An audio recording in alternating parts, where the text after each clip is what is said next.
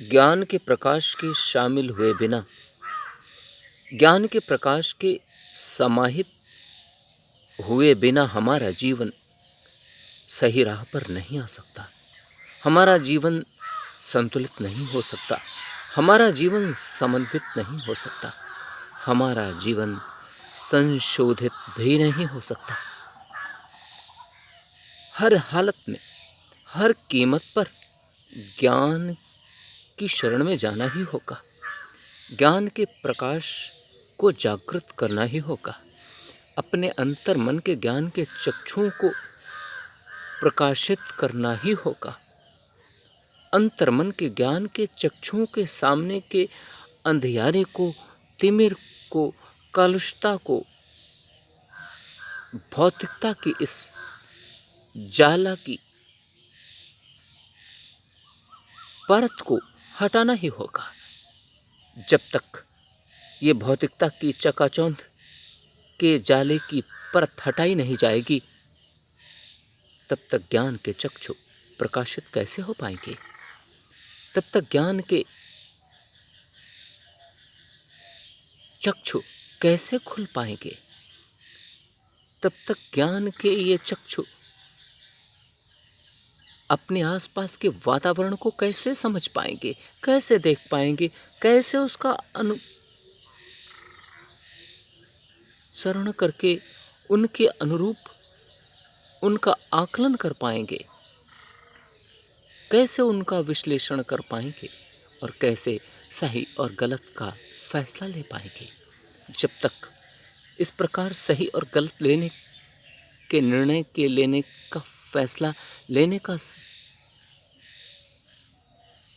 वह वातावरण, वह रूप नहीं तैयार होता, तब तक हमारे प्रयास अधूरे हैं, हमारी कोशिशें अधूरी, तब तक हमारे उद्देश्य की पूर्ति होना अधूरा सा है। हमें उद्देश्य की ओर बढ़ने के वेग में अधूरापन है। हर हालत में ज्ञान के चक्षुओं को जागृत करना होगा। और ऐसा नहीं है कि ज्ञान की कमी, ज्ञान के स्रोतों की कमी है। नहीं, हमारे आसपास चारों ओर ज्ञान का प्रकाश प्रस्फुटित हो रहा है। ज्ञान की वह प्रकाश की धारा बह रही है। वे प्रकाश की पुंजें चारों ओर प्रखरित और प्रसरित हो रही हैं। ज्ञान के वे स्रोत सब विद्यमान हैं, मौजूद हैं। अनेकों बार तो ऐसा भी होता है, वे ज्ञान की पुंजें हमारे शरीर को छूती हुई निकल जाती हैं। बहुत बार हमारे अंतर मन को बस छूती सी चली जाती हैं, परंतु छूने के बजाय वे कुछ क्षण थम जाएं, कुछ क्षण हमारे अंतर मन में ठहर जाएं, हम उन्हें रिसीव कर पाएं, स्वीकार कर पाएं।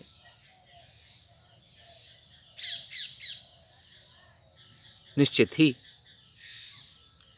वह अद्भुत घटना घटित हो जाएगी, जिसके लिए हम न जाने कितने समय से इंतजार कर रहे हैं और अंधेरे में भटक रहे हैं।